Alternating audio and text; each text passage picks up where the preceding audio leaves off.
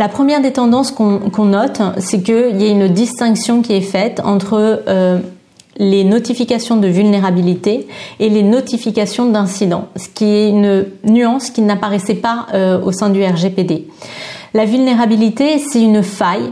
On ne sait pas si elle a été exploitée ou pas, mais c'est une faille qui est intrinsèque, enfin qui porte sur un produit ou un service numérique.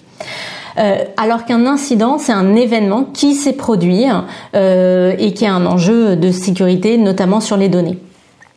Et ces textes vont prévoir donc notamment des nouvelles obligations de notification en cas de vulnérabilité. Et bien sûr, ces obligations sont portées par les fabricants ou les éditeurs de logiciels. Donc on le retrouve dans le Cyber Resilience Act ou bien dans la loi de programmation militaire.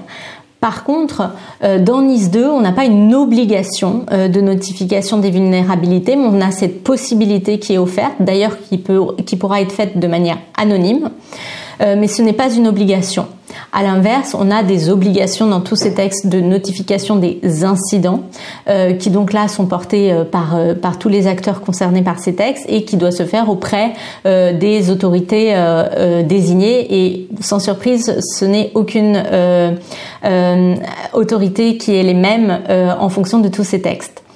Ensuite, l'autre critère qui est intéressant à noter, c'est que on a une évolution dans le délai pour notifier.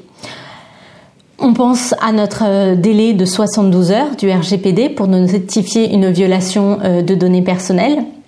On trouvait ça court. Eh bien maintenant, il va falloir s'habituer au nouveau délai qui est de 24 heures. 24 heures, c'est ce qui est prévu dans NIS 2, c'est ce qui est aussi prévu dans le Cyber Resilience Act. On est encore en attente des délais dans la loi de programmation militaire et qui seront fixés par décret, mais on est donc sur des délais beaucoup plus courts et ça, il va falloir l'intégrer au sein de l'organisation.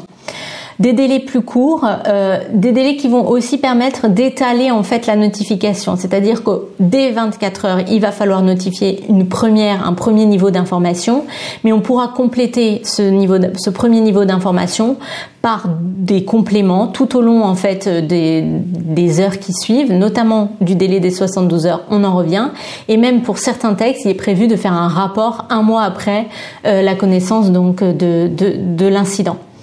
Donc ça, c'est une nouvelle gestion. Quelque chose qui était déjà apparent dans le RGPD, c'est les notifications aussi aux personnes, alors non pas aux personnes concernées, mais aux clients, aux utilisateurs, aux destinataires du service. Et cette information, cette notification devra aussi être complétée par des mesures correctrices. C'est-à-dire qu'on a un devoir de conseil qui va devoir s'imposer aussi quand on est prestataire et éditeur de logiciels.